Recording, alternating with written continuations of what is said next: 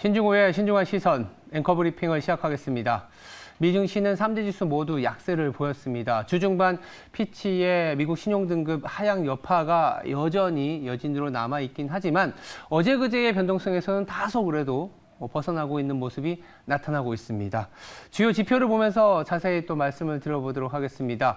많이들 보셨겠지만 2011년과의 데이터 많이 비교합니다. 당시에 신용등급을 하향했기 때문인데 보시면 아시겠지만 그 당시에는 경기가 조금 정점에서 꺾이는 사이클이었고요. 이번에는 저점에서 올라가는 사이클이다라는 점이 확연하게 다른 그런 상황이라고 보시면 될 것 같습니다. 2011년 당시에는 어떻게 보면 너무 이제 좋았던 국면에서 나빠지는 국면으로 넘어가다 보니까 안 그래도 주식시장에 대한 포지션이 검은색으로 보시면 채권 대비 미국 주식시장에서의 포지션이라고 볼 수 있는데 상당히 주식의 비중이 많았거든요. 근데 지금은 뭐 상당히 낮은 수준이고 경기도 그때는 고점이었는데 지금은 저점이라는 점이 조금 다르다라고 보시면 될 것 같습니다.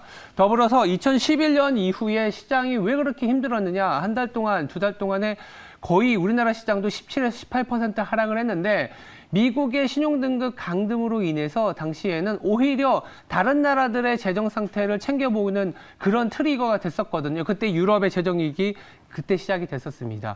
근데 지금은 2011년 이후에 재정에 대한 노력으로 인해서 유럽이 오히려 안정을 찾고 있지 않습니까? 그래서 미국의 신용등급 강등이라는 안 좋은 뉴스이긴 하지만 당시와 다른 이유는 경기 레벨, 더불어서 당시에 재정적인 문제가 있는 국가들에 대한 고민이 있었는데 지금은 그렇게 크진 않다. 이렇게 좀 정리를 해드리겠습니다. 그렇다면 두 번째는 이런 거죠. 자, 미국 경제가 이제 골디락스로 가기 위해서는 무엇이 중요하느냐? 오늘 저녁에 나오는 데이터입니다. 바로 미국의 실업률이라고 볼 수 있는데, 2011년에도 보시면 그때는 9%였거든요. 네, 9% 굉장히 높은 수준이었습니다. 근데 지금 보시면 3.6%. 오늘 저녁에 아마 나오는 데이터도 실업률이 한 3.6%로 나오지 않겠냐. 더불어서 최근에 채권 시장의 변동성이 높아졌었는데 채권 시장의 변동성을 좀 낮추면서 시장이 다시 주식시장으로 자금을 유입하기 위해서는 어떤 부분이 필요하느냐? 시간당 평균 임금, 물가의 압력을 더 강하게 올릴 수 있는 임금 상승 속도가 좀 낮아진다면 아마도 오늘 우리나라를 비롯한 글로벌 증시는 이번 주에 약간의 변동성에서 벗어나는 구간으로 진입하지 않겠냐라는 생각이 들고 있습니다. 2011년에는 이 9%의 어떤 민간의 어떤 경제가 굉장히 취약했었어요. 지금은 3.6%, 오히려 너무 고용시장이 좀 불타는 거 아니냐 이렇게까지 얘기가 나오는 상황인데 그만큼 탄탄한 상황이라는 거죠. 이 탄탄한 상황을 다시 한번 보여주고 다만 그 안에서 이제 일자리를 찾는 사람들에 대한 비용이 좀 낮아진다면 시장에서는 좀 환호까지는 아니더라도 그렇지 이렇게 골디락스 국면이 더 유지될 수 있겠네라는 안도 심리가 빠르게 유입이 되지 않을까 이렇게 생각이 들고 있습니다. 그렇다면 한국 시장에 대한 얘기도 좀 해볼 필요가 있을 것 같아요. 한국 시장 데이터는 딱 요 하나만 보면 말씀을 드리면 될 것 같습니다.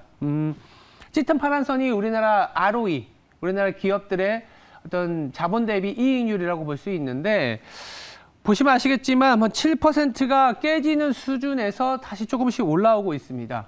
그만큼 밸류에이션적인 매력이 높아지는 국면이라고 볼 수 있겠고요. 아까 이제 말씀드렸던 2011년하고 비교해 보시면 이때 보시면 13%의 굉장히 높은 수준이긴 했지만 좀 둔화되는 사이클이었거든요. 유럽의 재정 위기로 인해서 글로벌 수요가 조금은 좀 둔화되고 있었고 당시에 2009년, 2010년에 중국의 투자가 너무 강했었어요. 과잉 투자로 인해서 이 중국에 어떤 기대했었던 사람들의 기대가 너무 높았던 사이클이었거든요. 그게 조금 2010년 내내 4년, 5년간 계속적으로 디플레 압력 그리고 어떤 이제 채무 조정기를 겪었던 구간이었습니다. 과잉 기대가 굉장히 만연했었던 사이클이었고 지금은 그렇게까지 기대를 많이 하진 않죠.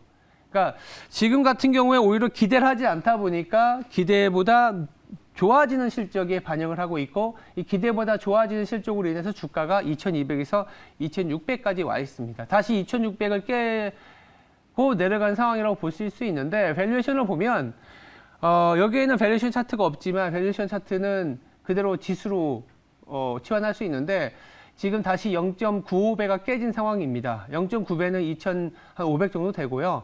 0.95배가 깨지게 되면 이렇게 돌아설 때는 항상 저점 역할을 해줬거든요. 그래서 2,600으로의 다시 움직임이 나타날 수 있는 환경이 또 만들어졌다.